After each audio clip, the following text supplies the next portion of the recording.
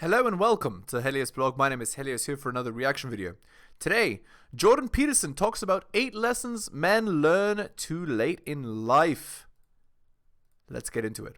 The reason she's alone is because she's difficult. Women are not accepting the bare minimum.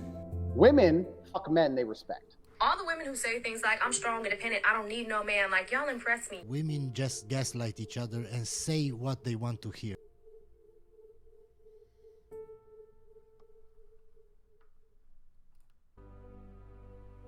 If you ask a disagreeable person what he wants, say, or she wants, they'll tell you right away. They know. It's like, this is what I want, and this is how I'm going to get it. But agreeable people, especially if they're really agreeable, are so agreeable that they often don't even know what they want, because they're so accustomed to living for other people and to finding out what other people want and to trying to make them comfortable and so forth, that it's harder for them to find a sense of their own desires as they... Yeah, this is a huge problem, guys. We're not out here not living for ourselves. Okay, let me put it another way. Mental point of origin. You as a man need to put yourself at the center of your life. This is my goal. This is my mission. I'm working towards it. And if you don't like it, cool, get stuffed. That's how you need to live your life, guys. Because that is how you get what you want out of life. That is how you succeed. And when you succeed, I mean, there's nothing better. They move through life. Look, there's situations where that's advantageous, but it's certainly not advantageous if you're going to try to forge yourself a career. Indeed. That just doesn't work at all. I think it's best sort of conceptualized as a trading game. So let's say that we're going to play repeated trading games. And if you're very agreeable, then you're going to bargain harder on my behalf than you're going to bargain on your own behalf. Whereas if you're very disagreeable, you're going to do the reverse. You're going to think, I'm in this trading game for me, and you're going to take care of your own interests. Where an agreeable person is going to say, no, at worst, this has to be 50-50, but I'd like to help you every way I can. One of the things you have to be careful of if you're agreeable is not to be exploited. Indeed. Absolutely true. Too many men in 2023 are exploited because they're too agreeable. Here's what I mean. You get these girls, right, who are 35 plus, who've been sleeping with Chad from 18 to now, and now they want you to come save them. Are you going to be the one to save her? Don't save her. She doesn't want to be saved, so don't save her. Because you'll line up to be exploited.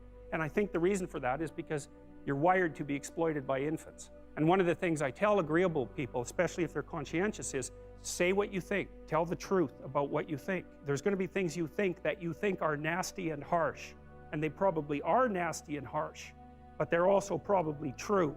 And you need to bring those up to the forefront and deliver the message. And it's not straightforward at all, because agreeable people do not like conflict. Not at all. They smooth the water. The problem with that is it's not a very good medium to long-term strategy, because lots of times there are things you have to talk about because they're not going to go away.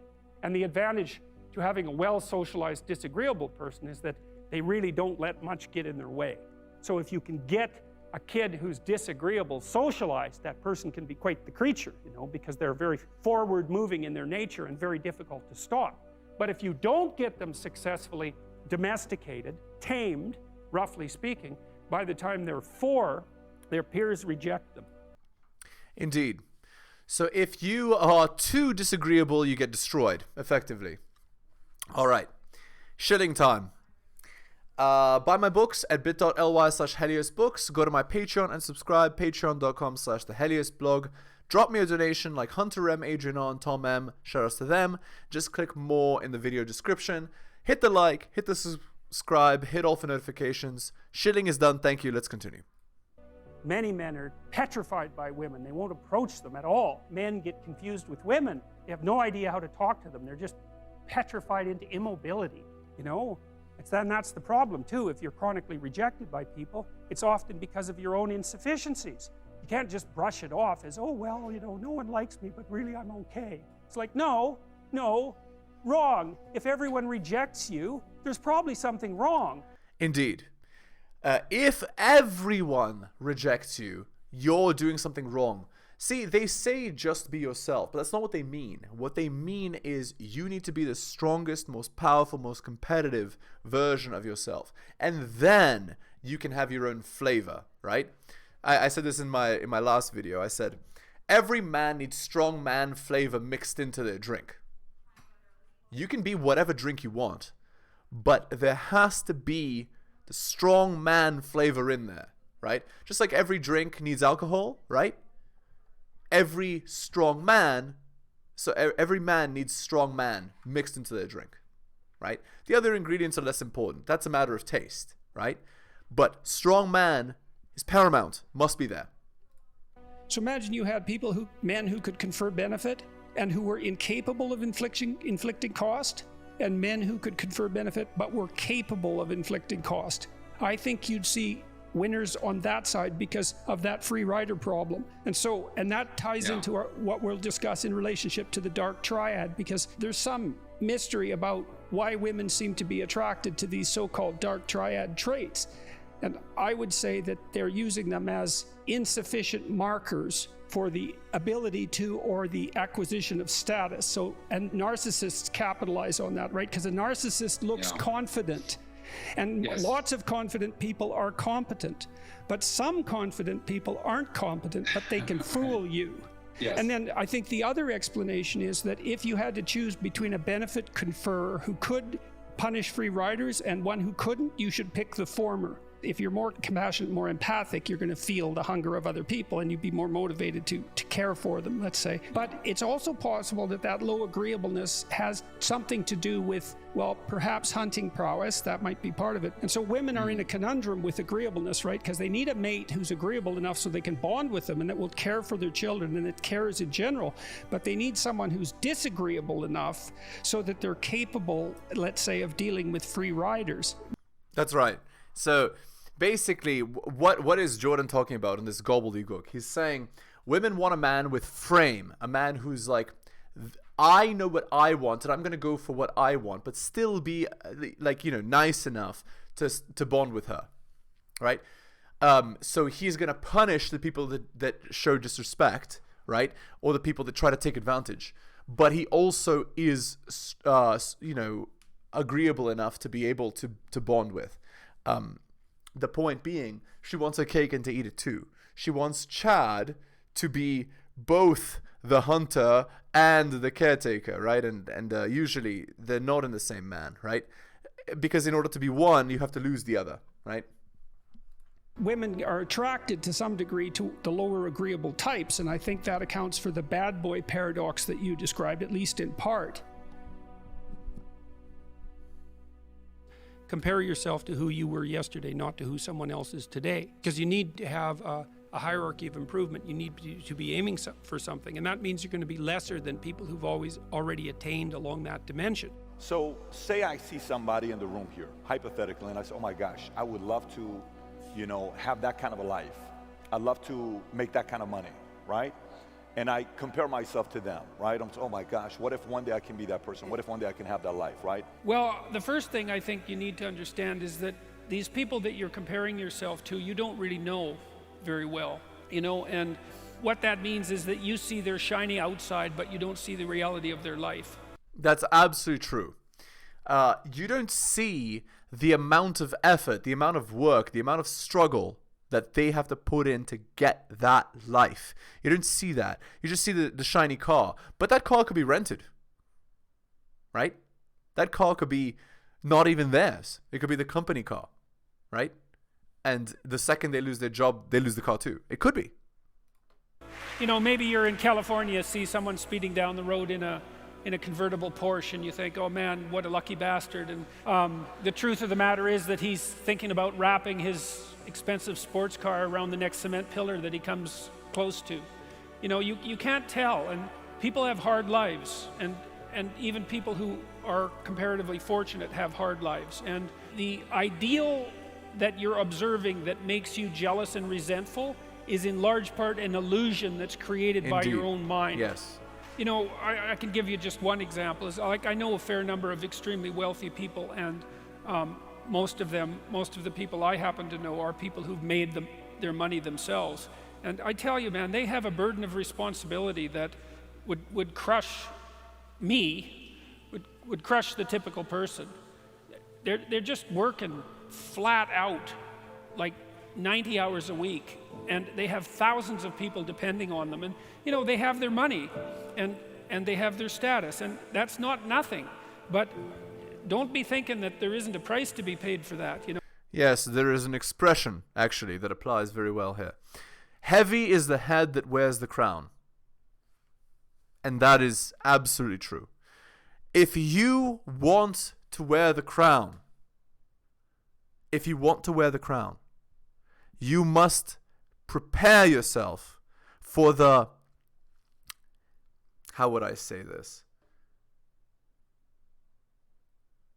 You must prepare yourself for the truth that your life will be much harder than the average person, because the burden on you is much heavier. You have to work harder than them. In order to become better, quote unquote, than other people, you have to outperform them. But to outperform them, you have to outwork them. You have to win in some dimension. And you can't just win once. You have to win over and over and over and over. You have to continuously prove that you are that winner. That's how it is, guys. Keep that in mind. You know, they don't see their families, they're often divorced, they don't see their children grow up, and they don't have time off. You have to be careful of what you're jealous of, because you don't really know what it is. And then the other thing that's kind of useful is to understand that you're different from everyone else, and you shouldn't be comparing yourself to them, because they're not like you. You know, they don't have your family, they don't have your temperament, they don't have your troubles, they don't have your abilities. The only person that has those is you. Even if things are going really well for you now, there's going to be a time in the future where things are rough. You know, you're going to be ill, family member's going to be ill, a dream is going to fall apart, you're going to be uncertain about your employment status. Like the flood is coming, right? The apocalypse is coming. It's always the case in life. So the question is, who should you defeat in the final analysis? And the answer is, you should defeat your former self. You should be constantly trying to do that. And yes, absolutely true. Every day, incremental improvement. Every day, try to beat the previous you. Become the strongest, most competitive version of yourself. Again, there's multiple flavors. Your flavor needs to be whatever you are, plus strong man flavor. And strong man flavor requires a lot of work. That's just the way of things, guys. And you're the right control for yourself too, because you're the one who's had all your advantages and disadvantages. And so if you want to compete fairly with someone, then you should be competing with you. If you're improving yourself, then what you are doing is competing with your lesser self. Oh, and something I wanted to mention is this. This principle is true even if you're a fighter or, you know, whatever. Like, let's say you play professional football, right? And you want to win some big tournament, right? What you're really doing is you're improving yourself to the best version of yourself. You're competing with other people in their ability to improve themselves, right? And when you improve yourself to such an extent that other people can't keep up with you, that's when you win. The point is, the fight is won in the gym. It's not actually won on the field, right? And then you might also ask, well, what is that lesser self? And that lesser self would be resentful and bitter and aggressive and vengeance-seeking and all of those things that go along with having a negative moral character. And those are things that interfere with your ability to progress as you move forward through life. Could you be slightly better tomorrow than your currently flawed self? And the answer to that is, absolutely, if you have yes. enough humility to set the bar properly low, then you could be better tomorrow than you are today. And you might say, well, what's the right way of being in the world, if there is such a thing? And it's not acting according to a set of rules. It's attempting continually to transcend the flawed thing that you currently are. And what's so interesting about that is that the meaning in life is to be found in that pursuit. So I've been laying that out in these discussions too, because it's funny, right? They say that like once you've attained your goal, you're just on to the next one, because it wasn't really about the goal ever. It was about the journey of attaining the goal. And life really is, you know, there's a Chinese proverb. It goes, the journey of 1,000 miles begins with a single step. So, but really, the journey is not about the destination. Because if you think about it, let's say there's 10,000 steps between where you are and your goal.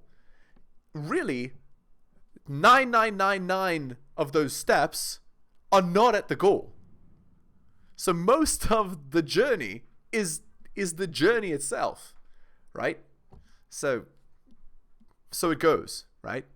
And once you've attained it, you'll feel empty because it wasn't really about the destination. It was about getting to the destination. So, but again, getting used to that process of building yourself and of working towards the goal. That's the thing, right? And then you just shift to a new thing after. As I say, well, the fundamental issue is that life is tragic and difficult, very tragic and difficult for everyone.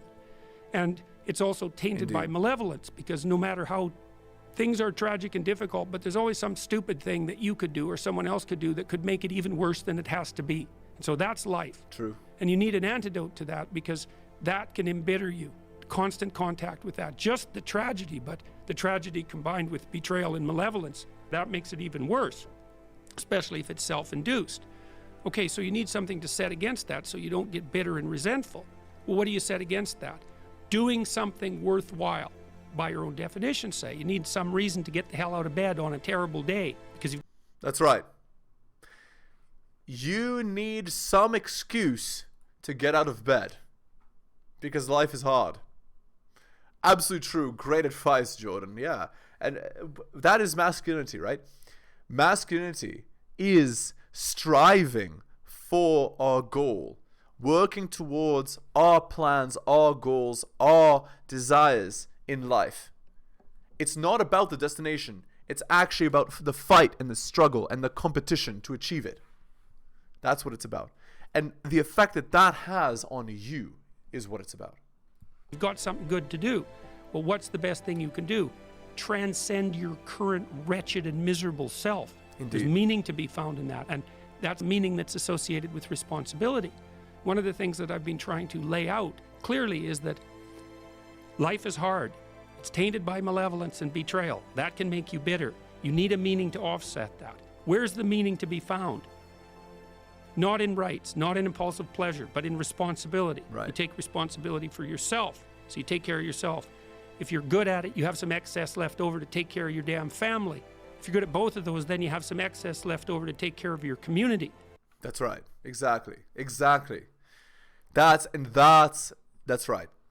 You build so much value that you can care for not only yourself, also your family, and also your community. Absolutely true. Yes, that is... Yeah, that's very, very, very well put, Jordan. Very well put. Wow. Those are heavy burdens. You pick up the burdens, you find that's meaningful. Yes. The best way to pick up the burden is to continually improve yourself. Yes. And that's where the meaning is to be found. And so that Right. meaning is in the continual self-transcendence. That's letting your old self die and the new self be reborn. And you have to be prepared for it. And the question is how to prepare for it. And the answer to that is to find a way of being that works even under the direst of circumstances. You've got the possibility to slowly raise yourself out of the mire. You've got the possibility to do just what the fighter does when he's defeated, which is to say, well, regardless of the circumstances that might have led to my defeat, like even if there were errors on the part of the referee, this is no time to whine about it. This is a time to take stock of what I did wrong so that I could improve it into the future. And that's the right attitude. The point is, your best strategic position is, how am I insufficient and how can I rectify that? That's what you've got. And the thing is, you are insufficient and you could rectify it. Both of those are within your grasp if you aim low enough. And I don't mean don't aim, and I don't mean don't aim up, but you have to accept the fact that you can set yourself a goal that you can attain, and there's not going to be much glory in it to begin with. Because if you're not in very good shape, the goal that you could attain tomorrow isn't very glorious. Indeed. But it's a hell of a lot better than nothing, and it beats the hell out of bitterness, and it's way better than blaming someone else. It's way less dangerous. And you could do it. And what's cool about it, it's one step on a very long journey. And it starts to compound on you. So a small step today puts you in a position to take a slightly bigger step the next day, and then that puts you in a position to take a slightly bigger step the next day. And you do that for 2 or 3 years, man, you're starting to stride. That's right. Exactly. That's exactly right. Exactly. I don't know how many people have come and told me. It's so strange. They said, well, I started making my bed and that made all the difference. It's like, well, yeah, you decided to aim up, man. And the first concrete instantiation of that was that you made your bed. And you think, well, that's nothing heroic. It's like, no, but aiming up is heroic. That's something. And then lowering yourself to the point where you're not above the mess in your room. You know, you're not superordinate to that. You lower yourself so that you straighten up. You're grateful for what you have right in front of you, and you take care of it and you put it in order. It's like all of a sudden things start to get better. Yep. Right. What is the expression? How you do one thing is how you do everything. You should be a monster. You know, because everyone says, well, you should be harmless, False. virtuous. You shouldn't do anyone Absolutely any harm. You not. should sheath your competitive instinct. You Nope. shouldn't try to win. You know, you don't want to be too aggressive. You don't want to be too assertive. You want to take a back seat and all of that. It's like, no. Wrong. You should be a monster, an absolute monster, and then you should learn how to control it. Do you know the expression, it's better to be a warrior in a garden than a gardener in a war? Right, right. Exactly. Absolutely true. Exactly. That's exactly it. Yeah. Yeah. And that's exactly right. And so when I tell young men that, they think, well, lots of them are competitive. They're low in agreeableness, you know, because that's part of being competitive temperamentally. It's like, is there something wrong with being competitive? No. There's nothing wrong with it. Nothing There's wrong. something wrong with cheating. There's something wrong with being a tyrant. There's something wrong with winning unfairly. All of those things are bad. But you don't want people to win? What's the difference between trying to win and striving? Well, if you're harmless, you're not virtuous. You're just harmless. That's right.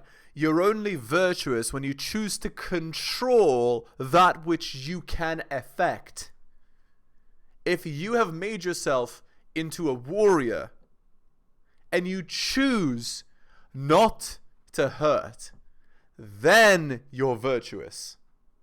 But if you can't hurt, you can't then say you're choosing not to, because you have no ability to. You're weak, so you have nothing to control. You're like a rabbit. Indeed. Rabbit isn't virtuous. It's prey. Just can't do anything except get eaten. It's not virtuous. If you're a monster and you don't act monstrously, Indeed. then you're virtuous. You know, the hero has to be a monster, but Indeed. a controlled monster. You have to be a bit of a monster so that you can say no. Part of how you regulate your interactions with other people is to negotiate, and you cannot negotiate unless you can say no. You can't. That's right. And it's always better to negotiate from a position of power than from a position of weakness, which is why being a monster helps. Do it. And it causes conflict to say no, and if you don't like conflict, which is basically the definition of being agreeable, then you can't tolerate the conflict. Let me give you an adage, a Roman adage. Are you ready? If you want peace, prepare for war. So then you can't negotiate on your own behalf, and so then you keep losing, and you're bullied, and you know, it's not good. Then you get resentful, and it's really not good. So you have to develop your inner monster a little bit. And then that makes you a better person, not a worse person. It's weird, but that's just how it is. So there's this old idea, you know, that you have to rescue your father from the belly of the whale, right? From some monster that's deep in the abyss. You see that in Pinocchio, for example, but it's a very common idea, because imagine that you're like the potential composite of all the ancestral wisdom that's locked inside of you biologically. But that's not going to come out at all unless you stress yourself. That's unless right. Unless you Exactly. challenge yourself. Yes. And the bigger the challenge you take on, the more that's going to turn on. And so that as you take on a broader and broader range of challenges and you push yourself harder, then more and more of what you could be turns on, and that's equivalent to transforming yourself into the ancestral father, because you're like the, what would you call it? You're the consequence of all these living beings that have come before you, and that's all part of your biological potentiality. And then if you can push yourself, then all of that clicks on, and that turns you into who you could be. That's a beautiful concept that I've never thought of. The idea that your biological lineage kind of gives you the potential of what you could become, but you must stress your body to bring it out of you. You must, in your mind, of course. Interesting. And that's the re-representation of that positive ancestral father. So that's why you rescue your father from the belly of the beast. Don't sacrifice who you could be for who you are, which means if you have to choose to transform in a positive direction or maintain your current position, then it's better to transform in a positive direction. Well, there's more. Because of entropy, right? Entropy is the concept that everything decays, right? So if you're not moving up, you're moving down. If no energy is input into the system decays. So you need to constantly input into your system. Because if you don't, it will decay. All right, I don't think there's a better note to leave that on, guys. This was a powerful video. All right. Hit the sub, hit all for notifications, drop me a donation like Hunter M, Adrian O, and Tom M. Just click more underneath the video. Buy my books at bit.ly/heliosbooks. Go to my Patreon and subscribe, patreon.com/theheliosblog. Take care of yourselves, guys. Thank you for listening to the end. I really do appreciate it. And I'll see you next time.